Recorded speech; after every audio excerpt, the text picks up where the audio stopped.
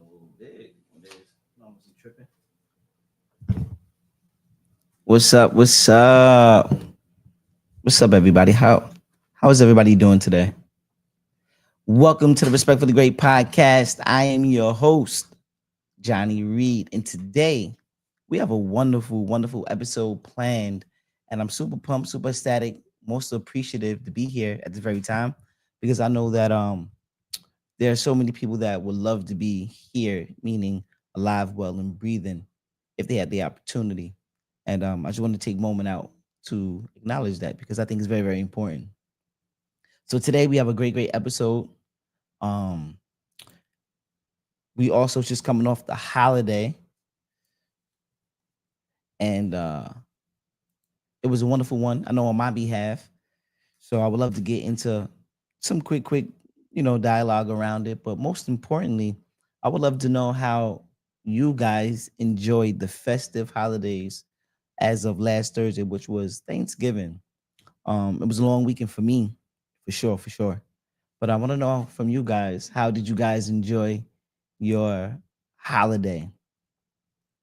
Let me know in the chat. You know what? Before we get started, let's give yourself a round of applause just for being here in real time. Yeah. Yes, yes, yes. Yes, yes. I was talking to my brother Rashad. Shout out to Rashad, my brother. He was talking about, he said, yo, man, he said, I love what you're doing. He said, but yo, use your keyboard, my boy. He said, I need them sound effects. I need to hear some of those chimes and those hand claps and those, those buttons that enhances the vibe. So I said, you know what? This episode, I'm gonna make sure that I actually do that a little bit more often. You have a comment? Deuce Deuce on TikTok. Shout out to Deuce Deuce on TikTok. Love one. Big shout out, big love, big respect. Somehow I gotta see if I can draw this somehow to make sure that you still can get the facial shot on this side. Right? Okay, we good. We good. We good over there. Shout out to everybody that's on TikTok, YouTube, Instagram, StreamYard, Facebook, all of these dope, dope platforms. I'm gonna give you a big salute, a big appreciation.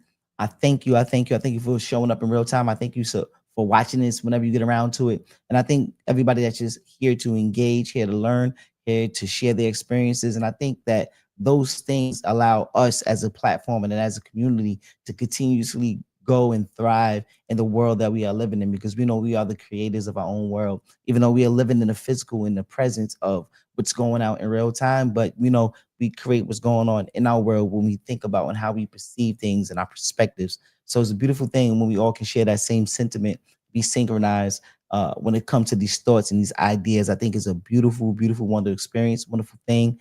And I commend you and I thank you all. Thank you, thank you, thank you, thank you.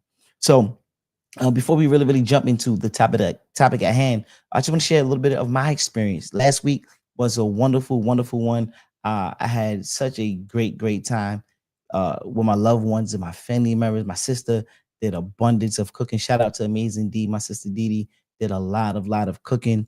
I shared that same space. Mama Love and it did her cakes. There was, listen, me and my brother, shout out to Hunter Wave King, my brother.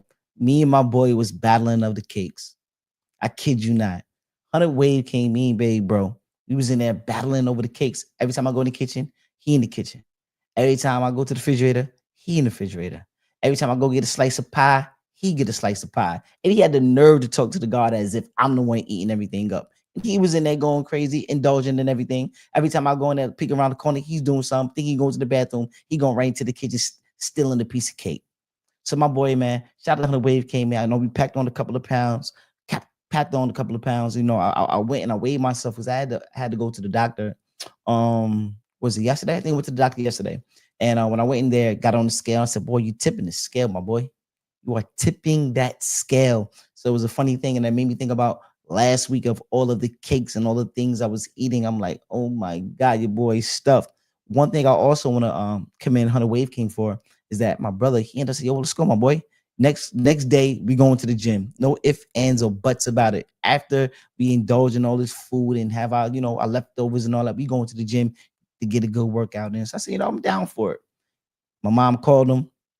He said, I'm on my way to the gym. He didn't actually call me though. So my mother said, oh, you gonna leave your brother out there? He said, no, I was gonna call him. I was gonna go and take care of my business. If you want to go, man, I'm coming by, scoop him up. So he went, came scoop me up when we got it in out the gym. Me and him was going crazy in that gym. My boy strong, man. He pick up a lot of iron. I was in there doing my thing, 1, 2, getting busy. But I also noticed, like I said, man, your boy is kind of sluggish, man, because I ate a lot of food. Ellie, what's up, loved one? Your boy ate a lot of food, so the pounds are packed on. So what I know, this coming into the new year in the next few days, your boy got to hit that treadmill. I got to do some more cardio. I hardly do any cardio, but I'm going to get that cardio game in because I went crazy this week. So that's my New Year's resolution. I think almost every year we all set these resolutions, and I got my New Year resolution is going to cut down some pounds. I think I want to lose a good, I say, give me a good 20 pounds. That's the goal. Goal is going to be 20. We actually have a challenge going on internally inside our family. So it's all of our family members. We all have a goal to see who can be the biggest loser, right? We're going to see who can chop down these pounds the fastest, the most effective way. And we're gonna hop on that scale. And we're gonna see who lost the most weight. And the reward is gonna be a couple of coins, a couple of dollars. A couple of dollars is gonna be at stake. So whoever loses that amount of weight, we're going to be rewarded with some money on. So I think that's a beautiful thing, tapping in into like the new year after spending all of this money on the holiday season, et cetera, et cetera, et cetera. So I think that's a dope experience. I want to shout out to all my loved ones that came and checked the guard at Mama Love Crib. Shout out my cousin Ro, my cousin Junior Marv, Jay Battle. They came through, checked the guard. We was at the crib. We had a wonderful time. Uh, my niece, she was doing her thing, running the crib like she normally do. Shout out to Joy Joy. She woke us up with a beautiful hello, good morning, everybody. I love that post. Shout out to my niece. I love her unconditionally. I love all my family members, friends, extended family members, friends, etc. I hope everybody had a wonderful time and experience. Ellie, you know what? How was your Thanksgiving? Did you have a wonderful Thanksgiving with the family? Let me know how that went, sis. Did you have a wonderful experience? Did you eat a lot? What was your favorite dishes? I know if I had to say the favorite dish of mine that I had, it might be the pound cake. Yeah. I went to right back to the sweets. Your boy had the cake. Your boy went crazy with the cake. That was one of my favorite dishes. Although my sister, she put her foot in that thing. She went crazy. Shout out again to my sister, Amazing D. We was in there playing games. We we were playing Uno. We was playing spades. A lot of board games. Dancing. I was at there dancing. We was having a little dance off, dancing. It was real vibey. Watching some of the sports action. Man, this was a wonderful time, wonderful experience, wonderful and blessed. Thank you, absolutely, sis. Ellie said her weekend and her days that she spent on the Thanksgiving was wonderful and blessed. And you know what? That blessed part, I think there's nothing better than feeling blessed and appreciative because we know that tomorrow's not promised, right? We plan for the next stages and the next phases of our lives, and we love to, everything work out to our or yield to our beck and call. And sometimes things don't work out accordingly. And what's a beautiful thing is that sometimes our conversations lead right into the conversation at topic or conversation at hand, the topic at hand, which is today. Let me say it verbatim.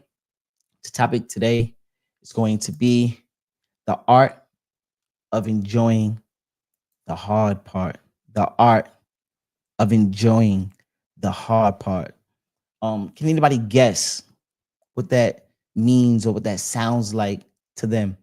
The art of enjoying the hard part.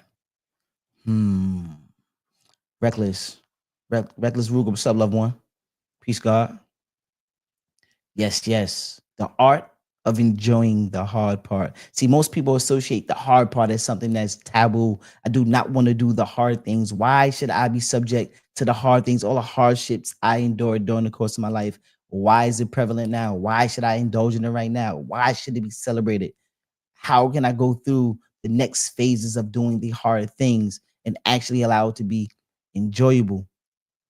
All peace, loved one. Yes. I think that's Duke, right? Duke, I hope that's you, loved one. I'm trying to catch the picture. If that's Duke, it's unlimited love for me. That's my cousin in the building. Absolutely. Hope it's the God because I'm looking at the picture. I'm trying to catch it. I'm trying to catch the facials. I don't know. Your boy may need some glasses. Lizzie was telling me that the other day. She said, I think you need to go get your eyes checked out. I said, what do you mean? What do you mean? What do you mean? Get my eyes checked out. I think she's taking shots. I think she's saying, boy, things be right in front of your face. You be missing them. I think she was giving me hidden signs. Boy, you need to go get your eyes checked out. I think it's more or less about me missing the target. There may be something right in front of my face. Uh-huh. Yeah, I think that's what it was. But it's all good. You know what I mean? Yeah, I got. She said, "Welcome to the 4 Eye Crew." I think I take that on the chin. It's a beautiful thing. It's all good. It's all good. Yeah, that lead us to the topic at hand. Enjoying the art of enjoying the hard things. So, um, what made me think about this was this spawned out of a conversation that we had last week, if I'm not mistaken, right? I think last week me and Lizzie was building, just talking, etc. And we were talking about the process for sure, fam. It's all good. Absolutely. That is my cousin Duke. You know, it's unlimited love, family. I love you unconditionally. We are in the building. I'm proud and I'm happy that you tapped in, with the God today. And I hope everybody enjoyed on your side and everybody did their thing. Hope everybody ate stuff their faces, more or less, just being appreciative of being able to have that celebratory vibe around family and loved ones. We know that we close knit. Ellie says, no, she was being real and telling your ass to go get your eyes checked. Thank you. Absolutely, absolutely, Ellie. That's a finny. Absolutely. I gotta go get these eyes checked. That's a finny. Gotta go get these eyes checked. I think I'm gonna make a trip. I went to Warby and Parker. Way Parker. I brought some eyeglasses, but it wasn't prescription. So I think that was the sign. Ellie and Lizzie, they both telling me, man, go get your eyes checked. That's what your boy gonna do. I gotta go get the eyes checked.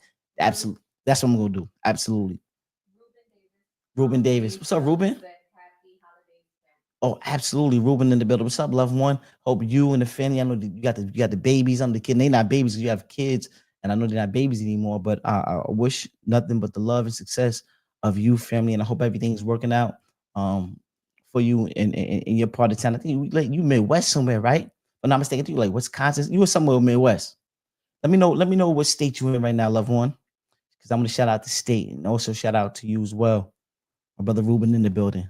Yeah, man, it's just been a wonderful experience, just being able to live life, because I know sometimes we can take a lot of these things for granted. And I think that being able to converse about our thoughts, our feelings, and emotions, and being able to communicate that, I think that's very, very important. I was just building with the young God earlier. I was talking to Jaden. I was talking about some of the paths that I have walked along my journey just in my life. And I was telling them that there's some experiences that I had for being on both sides of the fence of, doing some of the good things and doing some of the bad things and the results of not taking ownership and not taking leadership. So I was explaining to them what's a beautiful thing as a confidence builder is when you start doing things that's out of your not really um not out of your league, but you start to stretch yourself, right? You don't really want to get you don't have to get too much out of character, right? And doing things that's super, super abnormal. I just think that stretching yourself beyond the limits that you think that you have, I think those are so many growth spurts that you start to realize about oneself. So I was just telling them, I said, you know what? As you start to get older and you start to come into your life and your world and the things you start to do, I think that when you start to go out there and challenge yourself, it's a real, real confidence booster. My cousin Duke says, for sure, thank you, always love. He says, I live in Iowa now. It's peaceful with my wife. Oh, I just paid our house off last month. Woo! Big round of applause. Ooh, Midwest, absolute. Man, the guard said, I share your live on my page. I share your live to my page for the friends in the Midwest to check you out. Absolutely, it's unlimited love. The guard said that he lives in Iowa, just bought a crib, uh, peaceful wife, family, children. Man, just paid it off last month. How big is that of an accomplishment? Being able to pay off your home, being able to set goals out for oneself and actually accomplish them. Ronnie, what's up, love one? Ronnie with Jirio on the building. What's up, love one? Ronnie the building. Peace and love and grace to you, my brother. I see you out there killing it. You out there going crazy in the real estate game. Listen, definitely, I need to have you up here in due time. We actually need you up here in due time, loved one. Whenever you're ready, we're gonna make the thing happen. I know the star is going to align. It's going to happen. But my brother says that he brought that crib off, man. Paid that crib off. I think that it's always commendable to anybody that sets their mind to a thing and they go out there and accomplish it. And it's one of those tasks where sometimes the rewards may not be from other people, It may not be the environment that's so uh embraceful. It may not be the timing may feel a little bit off. And you're like, man, I've been waiting so long for this thing and it hasn't happened yet. But when it does, you're going to feel rewarded for self. And it's an internal relief, an internal peace and blessing that you will have with oneself, that you will understand that this came from a divine place. And that's just all based on the work. X, what's up, loved one? X is in the building. Peace, God, love, and appreciation continuously, loved one. Um, I think it's an eternal blessing when you're able to recognize and you're able to step outside self, but mainly like look from within and show that, oh, you know what? I am diligent. I am disciplined. I went out there and accomplished some of the things I went against the odds. You know, there was some turmoil. There was some internal things I was dealing with. There was some outside influences that, you know, impeded and try to rip me away from the premise and the goal. And I think when you're able to overachieve and you'll rise above these moments, no matter what it is, you rise above those times of despair, you come out victorious and you come out as a shaped and molded a different individual, one that is accomplished, one that is you know deemed in high regard, one that exercise and maximize their potential. And I think ultimately these are the things that we're able to do in our own lives without so much of the world being accepting of it, without the world being so accepting of you. You can go and carve your way out into this world for what you like. You can go and create the world that you want to live in. I know there's a segment that we're gonna get into for next week. I written it down because this spawned out of a conversation that me and Lizzie was having earlier. That's for next week, and we'll tap into it. That I'm gonna give you the title because it's here. The created version of you. That's not this topic today, but the next week's topic is going to be the created version of you. I think it's going to be so powerful. We'll get there. Today we may be talking about how you enjoying the process of the, let me quote it one more time, the art of enjoying the hard part. The art of enjoying the hard part. And this, uh, uh it makes me think how many of the hard things that we have gone through our lives that we are here today. And although, I talk about the word serendipity, sometimes we go through things in life and it looks like this was an accident. This shouldn't happen. I don't know why me. And at the end of that road, in due time, things come to fruition where you're like, man, that was a moment in time to where I feel and I know that that was purposeful. That moment, that accident, that happenstance, that thing that just occurred that seemed like, nothing but turmoil, it turned out for something to your better and greater good. And I think that's so much power in being able to shape and mold your mindset to be geared around things that are purpose driven. No matter how small, no matter how big, you can bring your life to a point where, you know what, you can be appreciative of some of the things that most people, undermine. Right? Okay, I got all of my faculties. I'm able to think. That's powerful.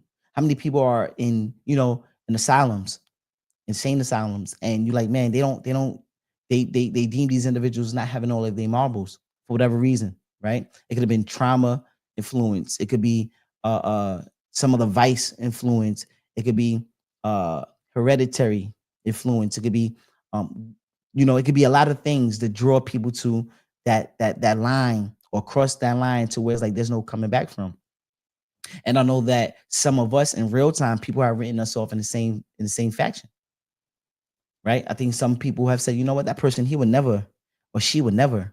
Look at what they gone through. They would never make it to or never amount to, or how are they in that position now? What did they do? How did they get there? What luck, what Uno card did they pull out their pocket and made that thing work? And they don't know it's all about the divineness within oneself, the confidence that you built up in oneself, the discipline you acquired, the things that you have done in your life that you should be proud of, that some people may undermine or don't want to put that work in to do. It says, I always look at those moments as growing points, as growing pains that pave a new path of success. Rube, absolutely, loved one. My brother Ruben says, I always look at those moments as growing pains that pave a new path of success. How powerful is that? How powerful you're able to turn your pain, not just for pleasure, but you turned it in the fuel to gas you up to go to that next level. the rocket to take off. Before the rocket takes off, it needs the fuel. So some of that pain that we have gone through, if you're able to turn that pain into rocket fuel, and now you're able to take off, how powerful is that? How powerful is that? I think we started to get into things like calling yourself maybe an alchemist, right?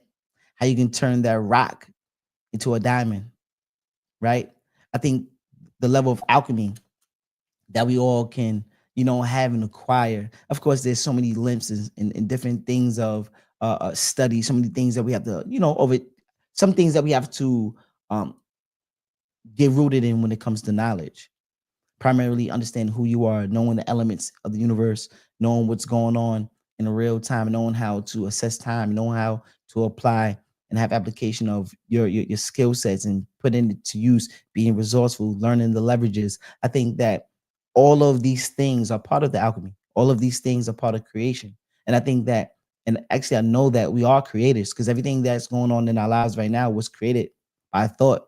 And actually we follow through or not, or we didn't follow through to let us or to lead us in the path that we're on right now, the journey that we're on right now. So everything around us is part of creation. We looking at the screens right now that was created by someone.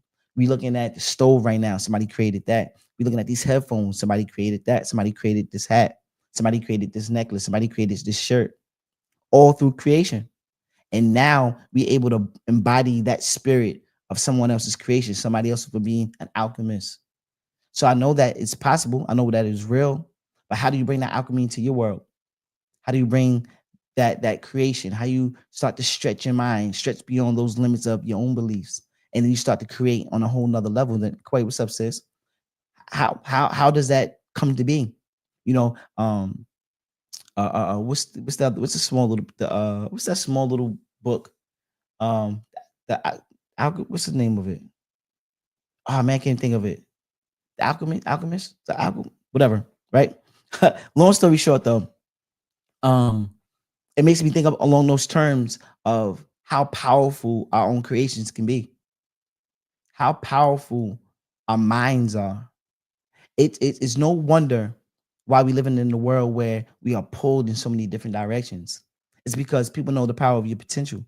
People know the power of your own potential. But sometimes we get led astray because we don't know the strength of our own. We don't know the strength of who we are. We don't know the strength of our attributes. We don't utilize these things to gain access to another door, to stretch and be more purpose driven, to align with who we are. Sometimes we have so many gifts, right? We have so many gifts, and then we turn the off switch off because we feel like it's no use for it.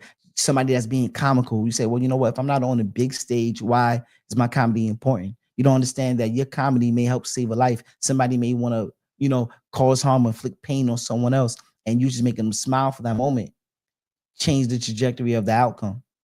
You turn that one idea, you combated it with one powerful with one that's more powerful than that, right? You had the ideas and your beliefs in your mind that's stretching beyond your own limits and say, you know what, let me just crack a joke today. And don't understand that in that laughter and you making other individuals smile, you saved a life. We are always impacting and influencing every day. Every day we are always impacting and influencing. And the question I have for each other is like, well, who are you influenced by? Who are your influences? Who do you we don't have to idolize because we don't get into idol worship, right? But who are some of the people, places, the things that you look at and say, you know what? If I acquire that skill set, what would I be tomorrow? Or if I learn how to develop, emotional intelligence, what would that lead me tomorrow? If I learn how to, ride a unicycle, right? If I learn how to, fish beyond anybody is able to fish, I could cast out 30 yards, 40 yards. Sometimes we have these abilities within us already and we don't actually tap into them. Sometimes there are some gifts that were silenced by other people that lack the gift. Let me say that one more time. Sometimes we have gifts within ourselves that was silenced or put a cap on by other people that don't have that gift. So a lot of times we are taught to be led astray from who we are internally. That can be very, very problematic. These are some of the woes that we have along our journeys when we going out there and we want to, accomplish a thing, but there's some hardships along that journey.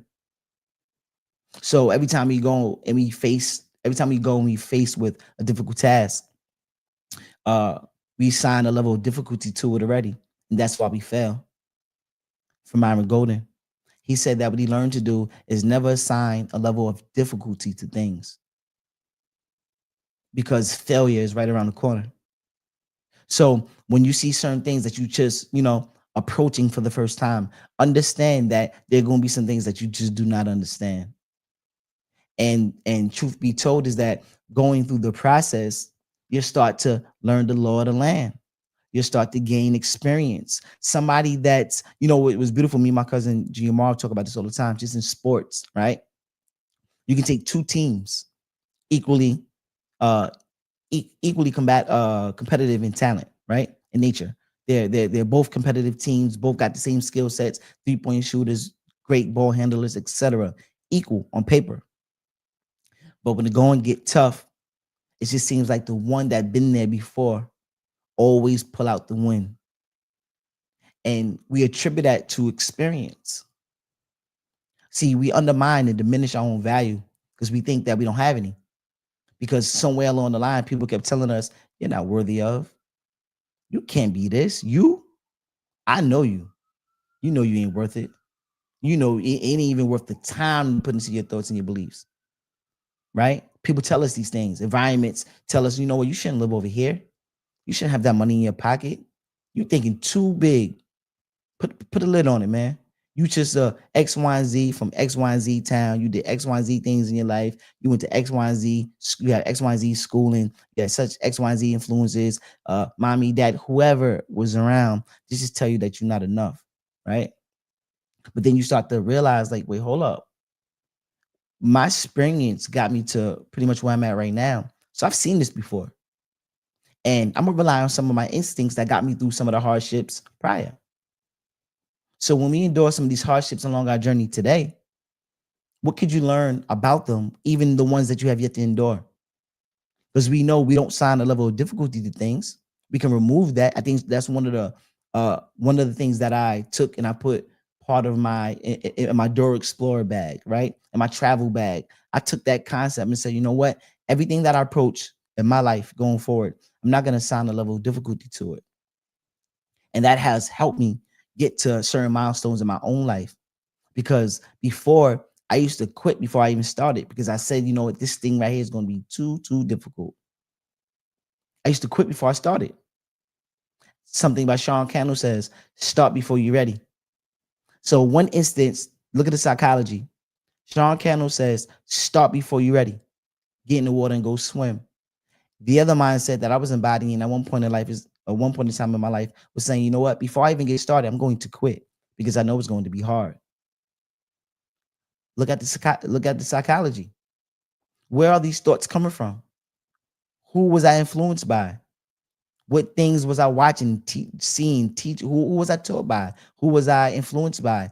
Where does the mindsets come from? Who picked on me, or who I picked on in class? What teacher? What student? What person said that you're not worthy of? Somewhere along our lines, we started to believe in that. And what I love to challenge now is challenge all those status quos, all those things, all those barriers, all those roadblocks that people put up in front of myself and yourself. All those things can be torn down. And it's all about a shifting of mindset.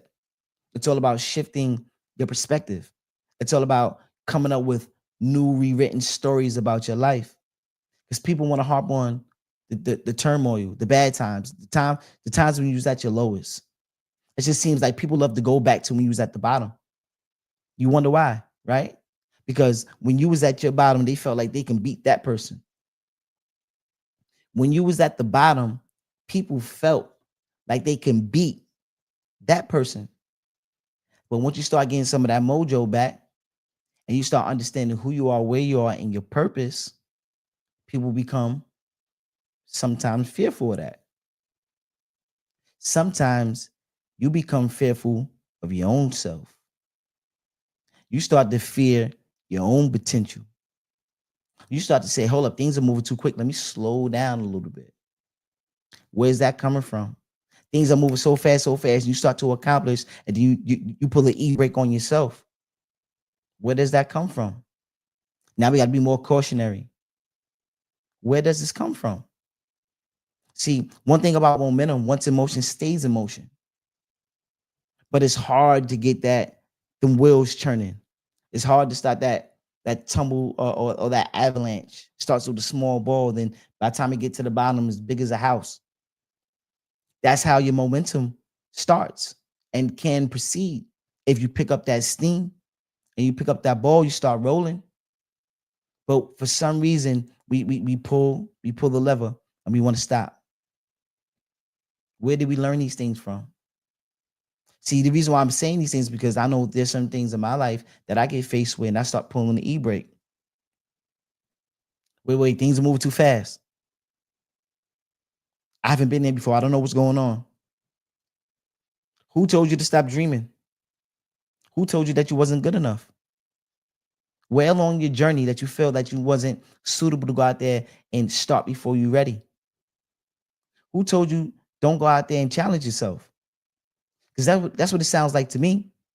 I was talking to the young guard earlier. I was telling Jaden, I said, yo, that's how you build up confidence. You start stepping in unfamiliar territory and you start to learn. That's where the confidence booster come in at. There's so many things that I get approached with in my life today, to where there was a point in time in my life where I used to turn the other cheek and I didn't want to face the music because I assigned a level of difficulty to it. It stopped all my momentum. It stopped my drive. It stagnated me. And then now I'm looking around to get that same momentum, that same fuel to start up this rocket again, but don't even know that it takes twice as much fuel than I did the first time, because I start, stop, start, stop, start, stop, start, stop. And then you start to look around and people start to question, man, you always starting something, but you never finish. Oh, you got another idea? What happened to the 30th idea you started, you know, 30 attempts ago?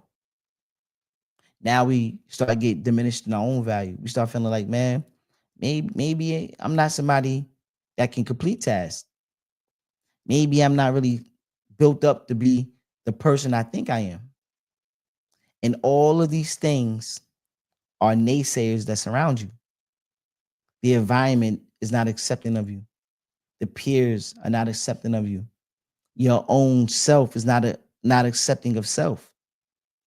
So now we fighting the world, we fighting the peers, and we fighting ourselves. But there's one solution that could conquer all. There's one solution that can conquer all. And that's building up you, knowing who you are, accepting yourself first, and then everything else along your journey. Some people are going to be accepting of it, other people won't. Other environments may be accepting of it, other environments won't. But you always have you no matter where you go. So you carrying that around no matter what's going on in the world. You carrying around you no matter where you go in this world. Now, if you understand you better than you understand the world, how you think you'd be able to maneuver in the world? Oh man, you become like what's the girl name that Lucy? Remember Lucy, right? She was able to bend matter. She was able to bring things from the palm of her hands. She was able to bring things. She wanted to start a fire, poof, fire could start in her hands. If she wanted to create hundreds of dollars, poof, hundreds of dollars, and it's in her hand. What I'm saying is that there's a believability, there's a belief factor, there's a faith behind your creation. Things have yet to be seen, but don't even know that it's already created up here. Once you able to think it, you're able to create it. See, dreams get killed, right? Dreams get unalived, because we had to use these certain terminologies, right, on these platforms. Your dreams get unalived from the inception stage. Just the mere thought alone, it gets diminished in value. Just from the mere thought alone, because once you think it, You already assign a level of difficulty to it. And then from there, poof, it's no longer a thought. It's no longer a belief. It's no longer something that you can attach yourself to go out there and say, you know what, I can go out there and create. And Brother Ruben says, you can't lead anyone else when you can't lead yourself. You can't keep anyone else when you can't, when you let go of self. Absolutely. Absolutely, family. Say it again. Yes, my cousin Oni in the building. So Oni, I love you unconditionally. Yes, my cousin Oni is in the building. I love you unconditionally. That's powerful. This is how things work. You can't lead nobody if you don't lead self. If you don't have the confidence to assist self, and that's the internal work that we all have to do.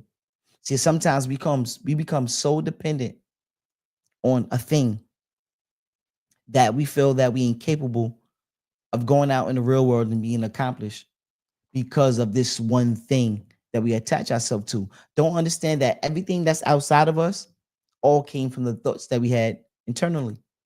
So nothing that's going on around us, not even to be like in your physical space, because some way you acquired that.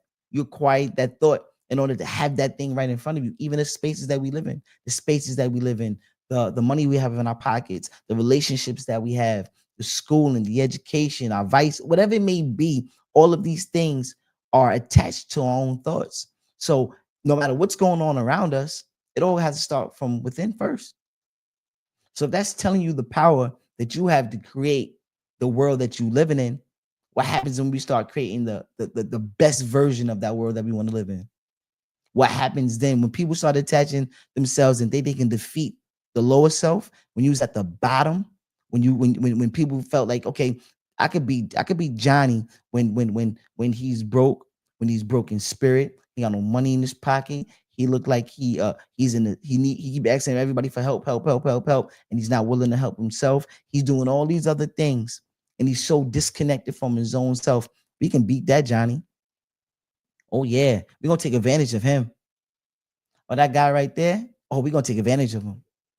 But what happens when you start to understand, oh, nah, nah, nah. We're not attaching ourselves to the lower self.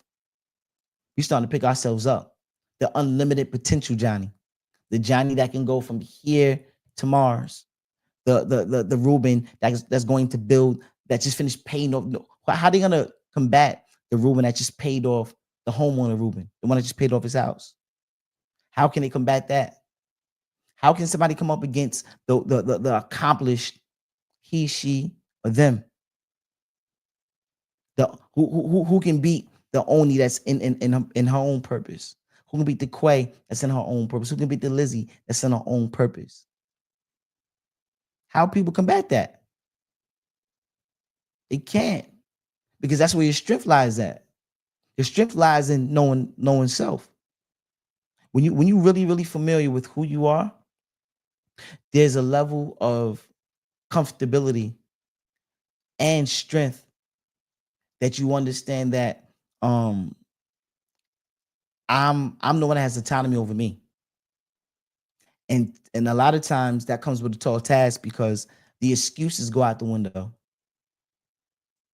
Let me take a sip of this tea real quick. Boy, a little parched in chat. There's a certain level of responsibility that comes with acknowledging what's going on in your world. Facts, they can't beat that version of yourself. Absolutely, Root. Absolutely, loved one. It's a level of responsibility. See, you talk about being obedience, having obedience over sacrifice, meaning that I'm going to do the work with or without, no matter what's going on in the world. Like prime example, right? The boy, I was in a lot of pain today, right? So your boy been rubbing down with icy hot. When I'm talking about me going to the doctor, I went to the doctor because I had this pain in my back. So I'm looking at I was looking at different symptoms of what's causing this pain. To me, it looked like a myofascial, right? It's something that's going on like in your rhomboid in your back, right? On the left side of my back, and in my rhomboid is this pain, like it's pinching pain. And I've been having this for I would say at least like 2 to 3 weeks. And then, me still working out, doing the 1, 2 on top of that. I don't think it was helping the situation. So what I'm saying is that today, even coming is showing up. I could have brought that as an excuse to say, I'm going to be right now, I'm in pain. Truth be told, my back, I don't know if you see boys just keep turning and stuff because I'm in pain. What I'm saying is that being obedient in purpose is going to further outlast the sacrifice. Meaning that a lot of times we take things on as being sacrificial. We want to say, you know what, I'm going to sacrifice this. How many times you're going to sacrifice? Sometimes you're going to come up with a situation and say, you know what, it ain't worth sacrificing this over that. You start to doing the comparison thing. That will actually lead you off course and less purpose driven when we start looking at things from a sacrifice perspective instead of obedience.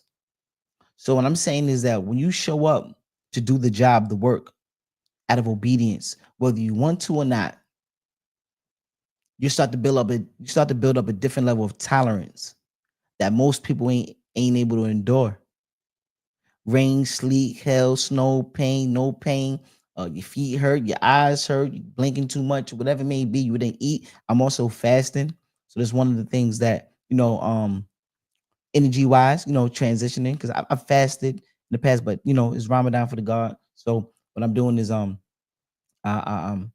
eating before sun come up and eat when the sun go down. So it's a different change in when my body, some of the proteins and things I get inside my body. But there's a lot of things why I wanted to use as an excuse is not to show up. I wasn't prepared today. I didn't know what's going on. I started very late. There's so many. There's a plethora of things that I could attach myself to say that this wasn't working today. But I think about the obedience over the sacrifice aspect. And I say that, you know what, this is one skill set that I learned along my journey that's going to serve me for my better and greater good in the near future. My brother Ruben says, our New Year's resolution is to own land with properties for our family to have access, has access for generations. Absolutely. Where the horn at? Let me get a horn game. Is the horn? Absolutely. That's what we're gonna do. That's what we're doing at generational wealth. There's somebody that has to take the leap of faith and actually put, the work in order to acquire the thing. And I commend you for doing that for you and your loved ones and your family because now you are setting. What you're doing is that you lit the torch, and now that you're running with the torch, when you finish running your race, you're going to pass that baton and that torch off to the generations that come. And the beautiful example that you're leading for your family is super, super commendable. This is what I think about some of the people that we look up to our own communities. Who did you look up to? Who did you hang around with? What mindsets did you acquire? Somewhere along your journey, you've seen being a homeowner is gonna add to your generational wealth. Somewhere you was influenced to say, you know what, I know I have to make certain changes, certain acts of obedience in order to get me to, excuse me, to get me here. You said, you know what, I'm going to be disciplined when it comes to my finances. Because in order to be a homeowner and actually pay off your home, you had to be diligent in managing payments, managing the money, being able to put up the money, being able to say, you know what, I gotta be able to budget. There's a lot of things that come with, being like having home ownership. And these are the things that I love to acquire within my own life. So I say to myself, well, if I want to be a homeowner in due time, if I want to have certain levels of respect, certain levels of love and transparency, I got to be the one to admit that. I got to be the one that's out there doing, acting out in my behavior to acquire the thing. So if I say I'm going to be somebody that's truthful, I got to be able to tell the truth and not lies. If I'm going to be somebody that's transparent, I got to be open and honest about certain situations. That's how you get transparency. That's how you start to acquire. If I'm somebody that want to have money in my pocket or being able to have money to invest, how do I manage my money now? Do I just go straight to the boom boom room and spend the whole bag, or do I tuck some under the mattress, put some money over here, put some money over there? You know what? Instead of eating the gourmet meal for tonight, instead of the lobster, steak, and shrimp, how about we go simple on? How about we go hamburger helper? How about we go with, eating in the crib, big bag of, whatever foods that you eat. How about we stretch it? How about we think about tomorrow, not wine and dine every night? Although some people out there know, as a disclaimer, they can do that because they work themselves up to have that or acquire that thing in their life. They've done something along their journey to give them access to that. So, although I would love to do that, I would love to do that at my own discretion. No, truth be told, there's some things in my life that I would love to indulge in at my own discretion. But it also comes with the acts of obedience along that journey. What am I willing to do right now that's going to affect that future? That's the question. What am I doing today that's going to affect the tomorrow? My brother Ruger says, I grew up with a lot of that of you in Glen Cove coming from the bricks made me stronger, and you was one of the positive people I grew up around. Big love and unlimited respect, Rue. You know that. Shout out to you, Quest. Big Fendi. Shout out to you, loved one, for the acknowledgement. My brother Corn in the building. Unlimited love, family. Trauma care 247 in the building. If you're dealing with some level of trauma when it comes to floods, restoration, um, anything along that nature, the cleanup service, trauma care 247, Google, list it up, tap in, call. We need somebody assistance with hoarder issues, any of that, any type of cleanup. Call my brother, man. Go tap in, please. You do yourself a wonderful service because my brother, I know we was talking, he was building, he was on a pod.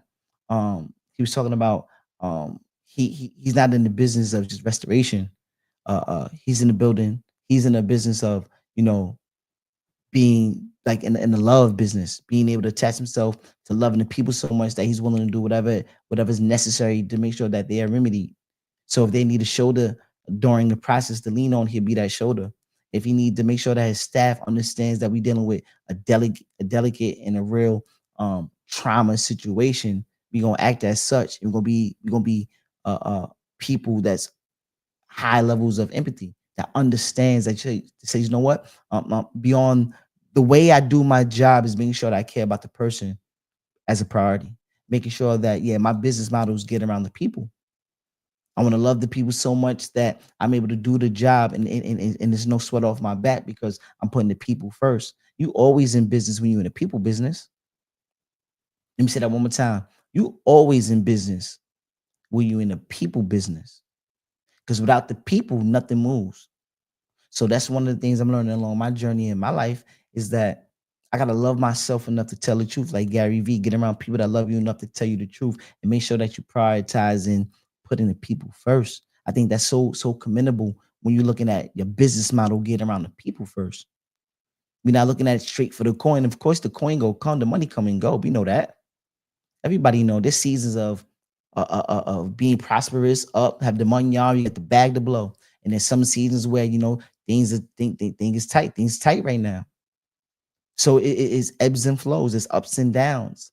But when you understand your premise, when you there to provide a service of caring for another person, acts of servitude, there's nothing higher than that. There's nothing higher than the acts of servitude. And these are some of the things I love to embody within my own life. Understand that, hey, in order for me to go out there and be somebody that's looked at in the mirror as somebody that can be counted on, how do I show up? Does he have respect? Does he have respect for himself? Do he respect his peers? Is he willing to give some of the shirt off his back? Is he willing to assist when necessary? Is he only driven by the coin? Is that, you know, the coin is, of course, the coin matters. You're never going to diminish the value of getting the bag. What I'm saying is that when you understand your business model and it's really geared around the people, making sure that the people are satisfied. That's what Jim Rome said. Jim Rome said, help enough people get what they want, you eventually get what you want. Mm, mm, mm, mm. That is some of the powerful. That's something that's so powerful. When you help enough people get what they want, you eventually get what you want.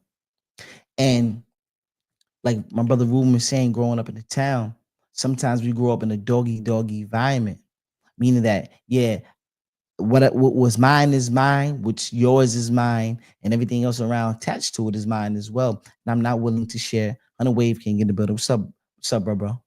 On a Wave King in the building. So a lot of times people get so selfish along their journeys because they feel like, you know, I'm stuffed in my pockets and nobody around me can eat. I want to have it all. But don't understand that it's collectiveness that get us to those next levels. Yeah, you gotta possess all of those attributes within oneself, being able to be coachable, meaning that, hey, if we doing this thing together, sometimes you need to be under the direction of other people as well. And when you're working as a team, sometimes you're going to take the backseat role. Sometimes you're going to take the leadership role. Sometimes you need to be standing side by side. But if you don't understand these roles, don't understand how to be resourceful and have the application to say, you know what, I can play my position, then how you get to those next levels. And I think that when you do things as a team effort, it's a testament to who you are, character, and how you get things done. We have the right to do what we want to do, how we want to do it. You got autonomy. You can do what you want. If they adhere, listen to no one. But when you're talking about building something, what business that you know is single-handedly ran by one person? Because even you having a business model with one person, you being the proponent, who are you selling to? Just yourself? So you providing the business, you selling to yourself, everything going through you, you doing everything. Where's the money coming from? So it's kind of foolish of us to think that the business is only ran through us. The business is ran by the people that carry it. So if we start carrying ourselves to understand, think of a collective mindset along our journeys, some of those hardships, some of those concerns will be outweighed because now you created an alliance with the people. You created a pact with the people. You created an oath with the people. You also created you also created from the words of my brother Floody Jules. You created um a what's the word? I just had it tip of my tongue. You created you created your trusted advisors. Who are you without your team? Who are you without your team? When we start thinking along these lines of everybody playing a role as a team, your family is your team. I don't know if you know it or not. Your family is your team. What I mean by that is everybody has a role to play. From the babies, from the adults on down. Everybody has a role to play.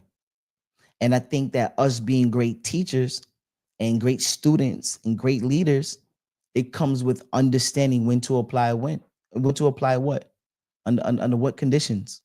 Under what conditions do you say, you know what, today I think I need to be a leader and take the keys? Hey, I don't give my baby that's 3 years old the keys and tell him, hey, go to the store and get a carton of eggs, milk, etc.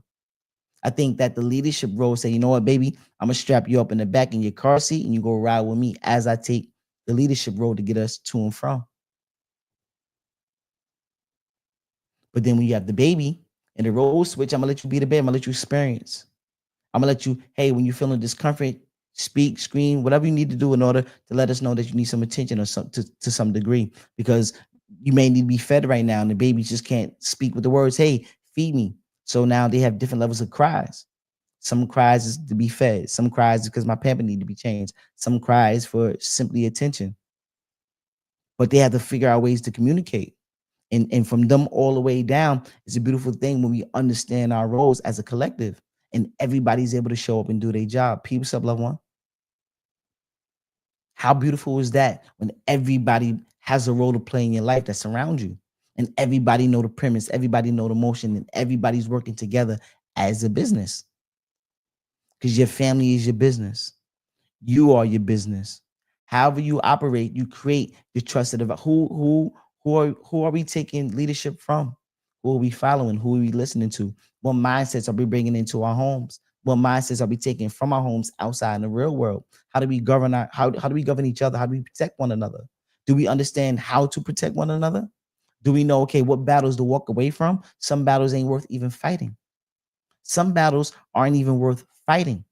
And this is where you have different levels of this is where you start to really understand having high agency, having and having high levels of subjective thought, like Dr. Ali says, having high levels of subjective thought. Yes, this right here wasn't this right here that I don't have the rubric, right? This doesn't come with the full out plan, but I had to use my levels of discernment when I'm out in the streets. I got to be able to rely on my decision making. So when you understand, hey, there's three dogs, two cats, and a lion over there. I'm not walking in that direction. I be pulled to shreds, right? It don't make sense to walk. If I see a lion, three dogs, and two cats, talk to me. Guy in Brazil. No, he didn't. So what I was told, the lion. Wow. So there was a gentleman in Brazil, right? And he said he's gonna go into the cage of the lion, right? And he goes into the cage and he ended up being unalive. The lion torn to shreds. So they said they wasn't euthanized. They wasn't gonna lay down the lion because of the act of the man going into the lion's den. And this is what I mean about certain things in our lives. Sometimes we go and we face again. We're faced with some of these things, and we think that we can just beat the odds, right? We have these superhuman powers and strengths, right? Extrasensory perceptions, ESP, right? And although these things are real, right? But we can't possibly think that we can go in the lion's den and beat the lion. The lion's about 1,000 pounds. You're about 200 pounds, if that, right? You're going there with an animal that's trained to hunt. You're not really a hunter by nature. Well, you are. You have hunt now. This day and age, we're not really hunters, right? Because we go to the supermarket and buy our food. So we're not in the jungles. We're not going out there. We're not hunting. We're not doing these things, right? So we know nothing about the lion, but we go into the lion's den. How you think you're gonna come out of that battle? Sometimes you only got one time, one chance. So why would you risk everything that you built up to your life to take that one swing that the odds are really against you, right? Not saying that we don't build ourselves up to be prepared and to jumping in the water to swim. Sometimes you got to use discernment, have levels of agency, saying, you know what? Yes, I'm going to take some swims, but I'm not jumping in a pool of piranhas. I'm not jumping in the swamp with the alligator. I'm not jumping in the middle of the ocean where it's shark infested waters in the Caribbean. That's what I mean.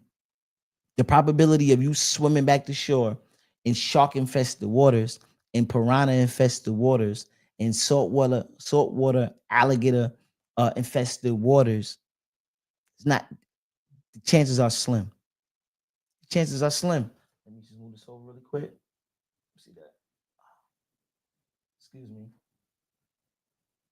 Just getting TikTok acclimated again. There we go. It says do the puzzle one more time. Ooh, there's a lot of strain on the back right there. Powerful. Yes, loved ones. Is anything anybody want to add to that? Open for ear. Shout out to everybody that's on TikTok, YouTube, Facebook, Instagram, StreamYard. When it's all said and done, can you all do me a favor? Just like the video. Go to YouTube, thumb up the video. What it does is it pushes out the algorithm. It let people know that we are in the building, that we all having this great dialogue, and ultimately it can reach the people and the masses that it needs to. Because I think that everything happens with a divine. I did a podcast before, a divine appointment. I think that things show up on your doorstep when it's time for it, right? And the things that we go out there search, there's certain things that cross your table at various times where like, man, I needed to see this, I needed to hear this, or this right here shape and molds my premise of where I want to go, where what I want to do and who I want to be. So I think us having this great dialogue when we able to thumb up these videos as such, be able to push the algorithm out there. So get into the right hands, somebody that may need it because there may be interaction, there may be a thought or perspective that you added to let people know that you know what, I can make adjustments, I can course correct, and there's something else that can be greater for the plan I have for tomorrow. And I think that's the beauty of us being able to have these levels of dialogue and having this communication. I think it's a beautiful thing. So I wanted to plug that in. Um, talk to me. So really quick, we're gonna do a quick commercial break. Let me run to it really quick and be right back shortly. Let me do it really quick, and we'll be right back. Peace, beloveds. Thank you for tuning in to the Respectfully Great podcast. I'm your host, Johnny Reed, and I appreciate your continuous support. Do you know that over 80% of the people that watch our channel aren't subscribed? By subscribing to our channel, you give us the opportunity to bring on more guests to add more value to our channel. To join our growing community, head over to respectfullygreat.com, sign up for our email list to get exclusive updates on empowering blogs, as well as the latest and greatest in respectfully great fashion. Once again, it's nothing but big love, and we value your commitment. Yes, yes. That is a word from my sponsors. No one, none other than me, myself, Johnny Reed. Respectfully great. Please go tap in with our platform. I think it's something that we all can, indulge in due time.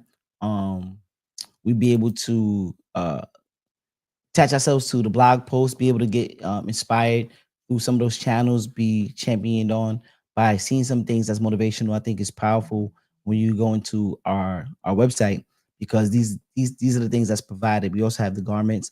We have the great latest and greatest in fashion. We have things that you can look apart with. Understanding that when you put on some of that attire, it's a testament to who you are when you're walking out in this world, and knowing that it's a constant reminder that you're respected, you're great, right? Respectfully great, you're respected and you're great, meaning that you always uphold that respect for oneself.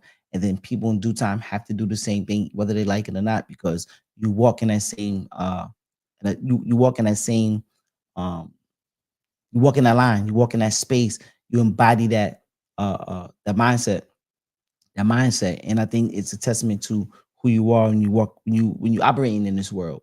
Because if you don't have respect for self, then that means that you're willing to disrespect self, and that goes against all of the laws of nature. You disrespect yourself on your eating, you disrespect when it comes to your finance, you disrespect when you come to your relationships. That means that you have no value in these things. And when you don't value these things that you need in order to operate at your highest self in life, it, how would you arise to the occasion? How can you be the best version of yourself? You disrespecting yourself along the process. And I think that's something primarily that I love to embody and love to emphasize. Even when you put on the smallest piece of garment, I think it's the reminder to let you know that you are respected, you are great, and you go out there with a premise to be the best version of yourself. And that's what I do every day with me. I need things around me to constantly put me in alignment with who I am and what I am. I need certain um readings. I need certain levels of prayer. I need certain things that I put inside of my body to in order to incite, my body to move with the certain levels of mobility to allow me to heal properly. I think all of these things are things that we can attach ourselves to when we start making our mind up of who we want to be. It first comes with the thought. How do you want to operate? Do you want to operate from the best version of yourself or the lower self when people look to take advantage of? You don't want to be at that bottom space for too long. We want to make sure that we have um a way to work those things out. And it's all of the work that you can do. You can build yourself up. You can get out of those spaces of the trauma and turmoil, because there's internal things that we deal with. Understand that we can have temporary hype around things. We can get very, very excited temporarily, but it's the internal work that lasts forever. The inside work, the work that you do on self. No, nobody can take that away from you. Nobody can take that internal work away from you. People will always play on your race, your color, your creed, what you look like, the finances you have in your pocket, where you live, how you live, the people you associate yourself with. People will play on those things, the outside things, right? The worldly things from the outside, but they don't know that person that's within, and that's the person that has all of the strength, because everything else is predicated on who you are internally. What you think, like how you think. Excuse me, boy, been belching crazy. Boy, been belching crazy. That's that good old pasta I had tonight. You heard? Woohoo! Shout out Lindsay for the pasta game. Had the bison. Ooh, that was a good meal. It was a good meal. Yes. I'm gonna walk through some segments really quick. Um, just to get us in a mindset of how do we over how going to the title again. The art of enjoying the hard part, right? How do we enjoy the process? Because when the going get tough, sometimes it gets difficult. Sometimes we can be discouraged. And this is what causes us to be conflicted along our journeys. Why is this journey purposeful? Why should I go out in this world and accomplish the unthinkable? Because we know many people had turned around along their journey. We know that there are many people that got off on the Oregon Trail, right, for whatever reason or not. There are many people that stopped when things started to get a little bit tough, when they met with friction. Things started to slow up, and I want to highlight some of these things that allow us to keep moving. Attaching ourselves to a why. I think that's very, very important. Having a why. Why are you doing what you're doing? Simply asking yourself the question: why did I start this journey eternally? What was the reason? So you think about, like, my brother Ruben's story. Why did he choose to be a homeowner? Because he understood that the attachment was generational wealth, something that he can pass down to his children's children, et cetera, et cetera, et cetera. Meaning that they will always have a roof over their head. They will always own land. They always would, have a place to go and call theirs. Piece of the American dream, right? His why was important. So he attached himself to, okay, I'm on this journey of home ownership. And my why is because I want generational wealth. I want my kids to have a roof over their head. I want their children to have a roof over their head. There's power in that. The why. That allows us to keep going and not be discouraged along our journey. Um, One of the other things is repetition. Sometimes we can get very, very bored of doing the thing over and over and over and over again. But as I mentioned earlier, when you do a thing repetitively, on repetition, on autopilot, doing it from an act of being obedient instead of sacrifice, I think that you start to build up something that nobody else can take away from you. You start to understand things from a metric standpoint, just from experience. Like when you have equal opponents, and one is mainly the rookie, and the other one been here before. The one that has the experience of been here before tends to outbeat, you know, the newcomer. But the beauty of the newcomer is that they can be innovative in their approach. So it goes hand in hand. It all depends on how you work your magic, how you think, how you prepare, how far you willing to go. Along our journeys, there's so many things that can discourage us. And even the repetition itself, how do we get creative in the space of just showing up every week and doing the thing? Or, hey, I got to do this even though I don't want to do this. How can I be creative in my approach? I think that's abilities of some of the newcomers in general. When people just doing the thing for the first time, there's so many things. There's no set template on how to get the thing done, even though that there are systems in this world that do work. I think the creativity of each individual allows one person to approach it from a fun, intuitive, creative perspective. And I think these are the things that allow us to be on our journey and not feel as if, it's boring, or it's not really it's not really purposeful. So I think that's one of the things that we can do along our journey, and not get bored. It's just be creative in our approach.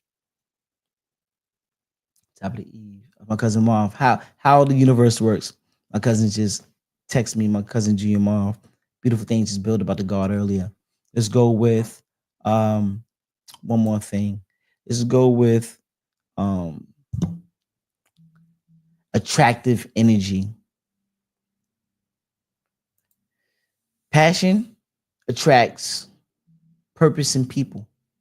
I'm gonna go back to Instagram. Uh Passion,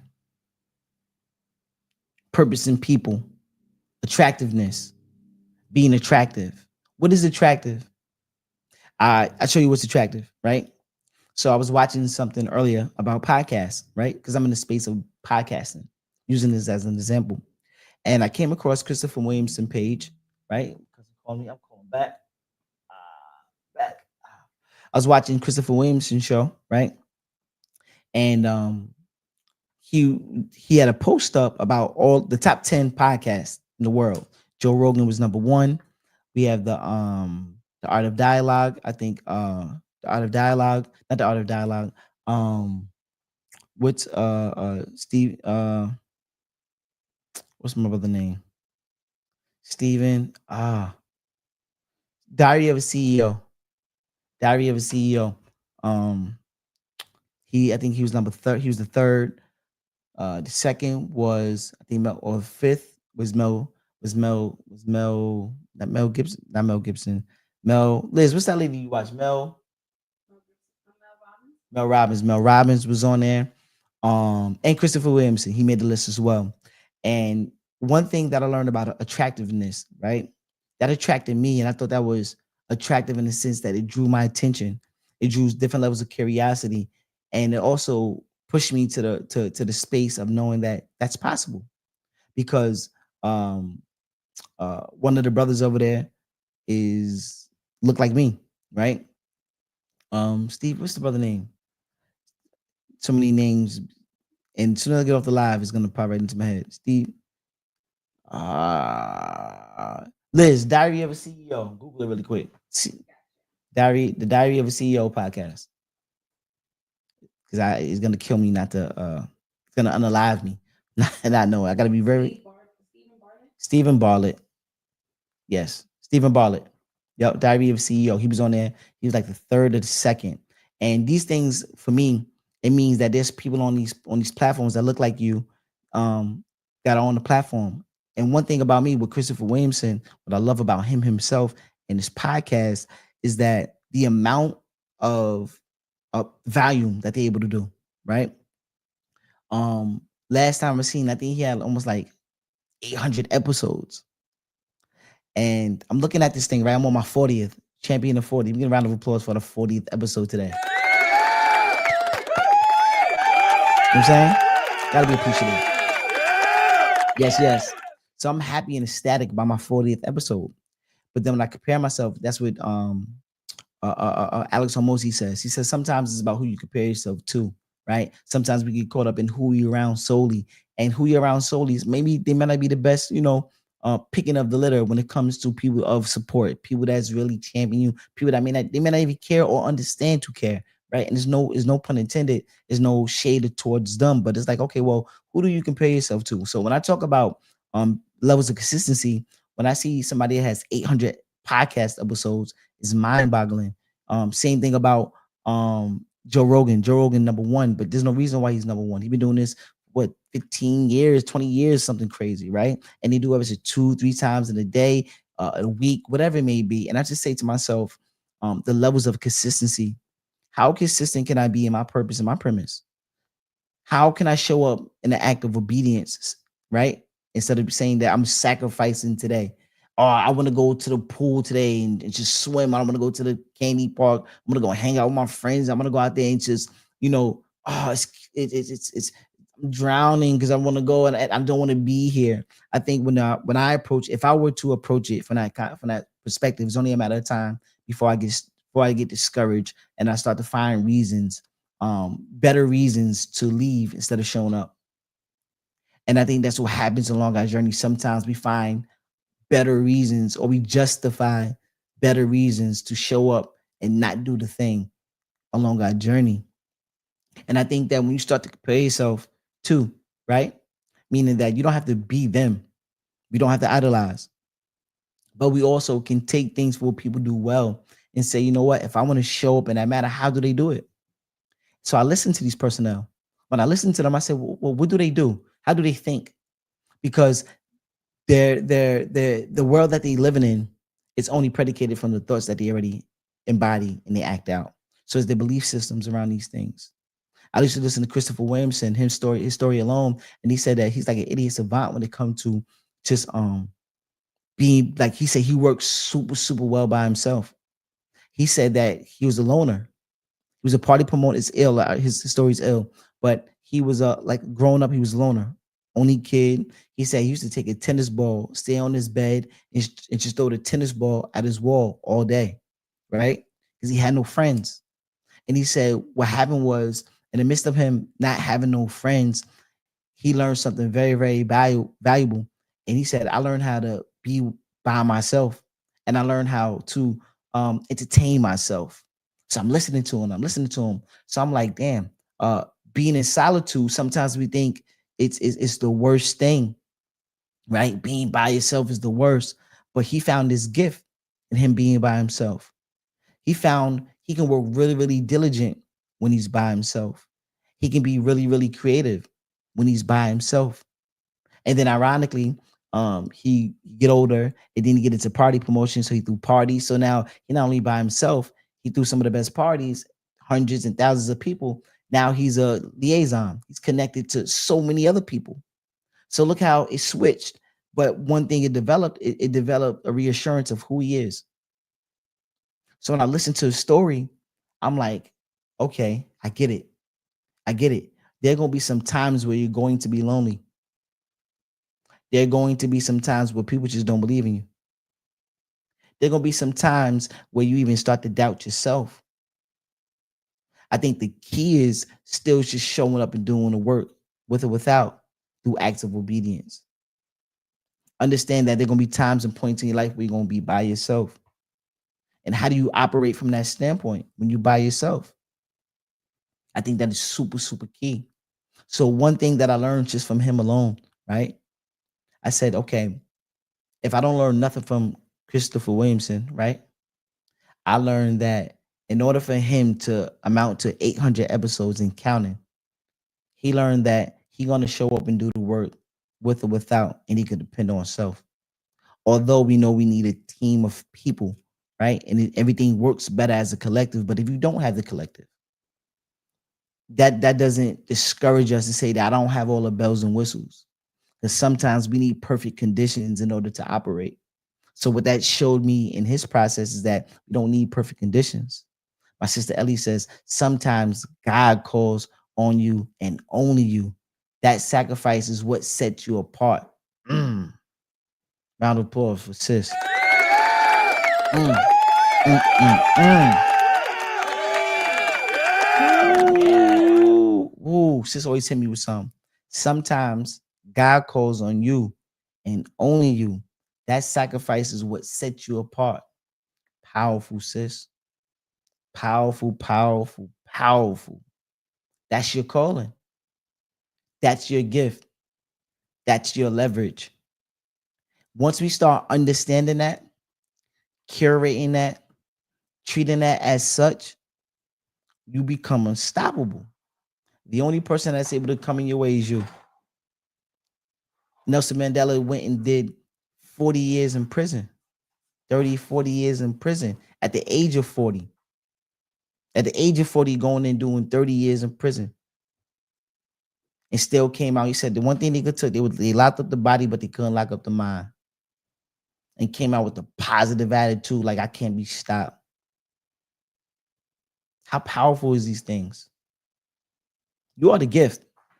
And I want to remind us all the time that we are the gift. We are powerful. We are strength. And we gotta find ways to build that back up. Because along our journeys, we got discouraged, myself included. There's things that I second guess myself about all the time. And I said this quote the other day. I'm glad I can get it out. And I thought about it right now. I was building with my brother Parker. Me and Parker was building. And I said, some of my hardest decisions is my indecision. Let me say that one more time. Some of my hardest decisions in life came from indecision, being indecisive, not knowing should I say yes, no, or the maybe so. The maybe so's would have me conflicted most of the time. And though and that's what it reminds me of how we move forward along our journey. That reassurance. That reassurance. There are going to be some doubts along there are going to be some things that just we could find ways to deter ourselves. But if you know your why, you know why you're doing what you're doing, you always can persevere. You can always get over the hump. You can always get over that hurdle. It's that race that you're running and nobody else is around you. It's the marathon that you are running when nobody else is around you. Sometimes I choose to walk. during this lap. This other lap that I approach with, I'm about to pick up my time. I'm about to kick it into gear, picking up the speed on this one. The next one say, you know what, I'm going for longevity. I think I need to try and jog this one. I can't go to a slow walk because I can't go to a dead stop because the momentum. I want to keep the momentum going, but maybe it's just one step at a time, literally. And then maybe I need some course correction along the journey. Let me step over a lane. Let me get into this next lane a little bit. All right, nobody around me, but I think I need to make a wider turn on this bend. Or you know what? Let me get the inside track. Give me the inside lane. It's this right here. I'm about to kick it up the gear. I need to get close to the edge as possible. I need to kick it up before I get off the track. Let me get close as I can to the edge. I'm pushing it right here. I'm kicking it up in gear. It's the marathon. It's the race that you are running, the solo race. And you have nobody else around you running it but you. So you have to think about your journey, where you want to be, how you want to get there. You know? So I know the race that I'm running. I know the race that I'm running, and I'm just constantly making the course corrections and adjustments as I go. Maybe I got to change up these cleats. Maybe I got to wear double A socks. Maybe I got to wear a jacket during this round or a sweater. Maybe I got to take this sweater off in this one. I got to go shirtless, right? Not promoting nudity, not promoting nudity. I'm just saying, as far as like, let me go down to the white beat and this one, it's gonna be hot. This one, it's a hot day, scorching 120 outside. I need the sun to hit me a little different. Whatever it may be. I need some water on this round. Whatever it may be. I just want to let you know that you're not alone. You're not alone. There may be points in times where you may be alone, and that's okay. Because in those moments you'll be able to find self and just keep attaching yourself to things that build up your confidence to continue to run. So what I love to do in my world is that I just keep bringing things into my world that give me the confidence to want to run. Every time I get discouraged, I listen to the smart guy. The smart guy said, with every bad thought, he says 100 good thoughts. That's how that's how he allowed the bad thought to escape his mind.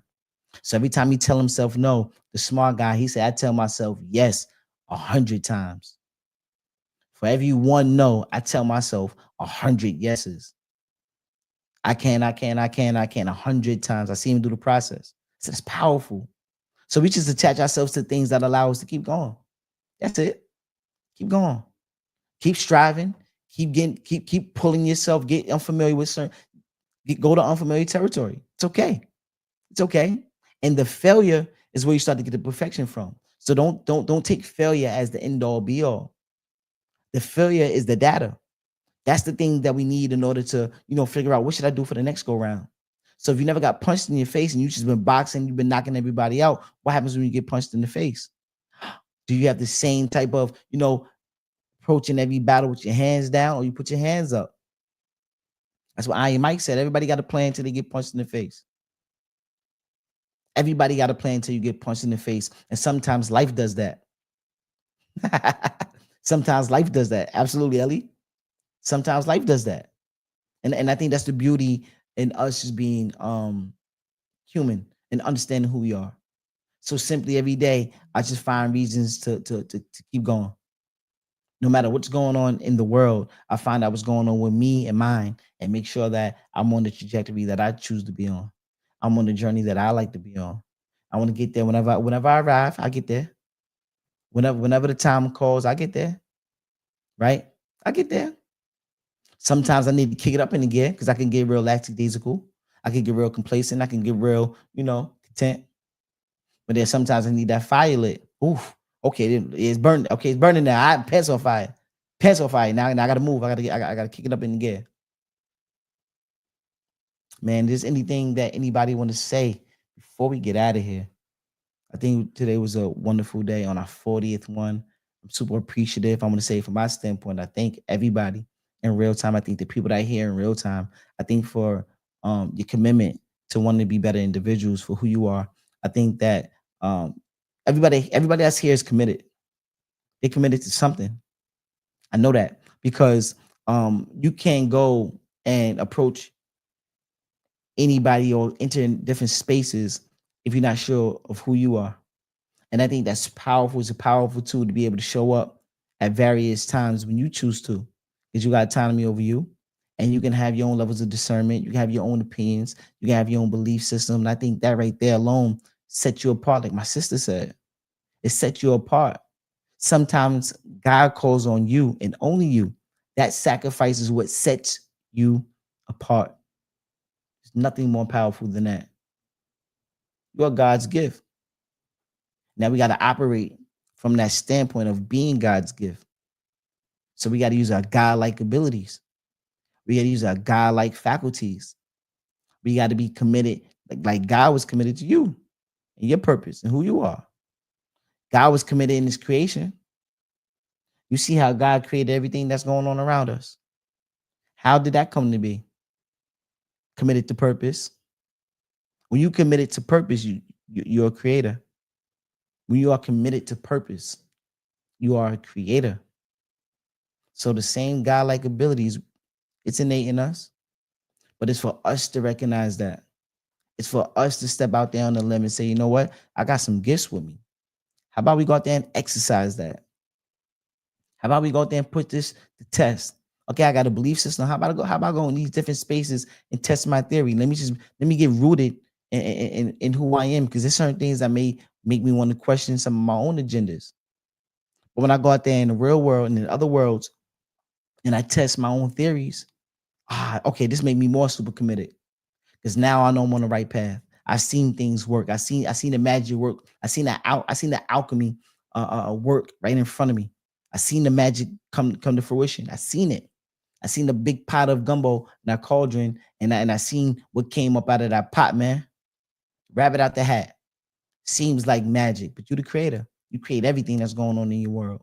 And I don't ever want any of us to get discouraged along our journey, because it's easy to. Very, very easy to get discouraged along our journeys. So find every reason to keep fighting, to keep going, no matter what it is, no matter what environment you got to be in, or what movies you got to play, what conversations you need to hold. Find every reason to attach yourself to things that's going to allow you to win. Find every reason to attach yourself to things that's going to allow you to win. Man, if I said anything tonight as a disclaimer, it wasn't my intent to hurt. It was only here to help. So there's certain things that, may make sense to me that may not make sense to you. That's okay. There's certain things that may make sense to you that don't make sense to me. That's okay. What I do encourage is that you take some of your thoughts and your own beliefs and go out there and try them, and come back to the drawing board and see what works for you.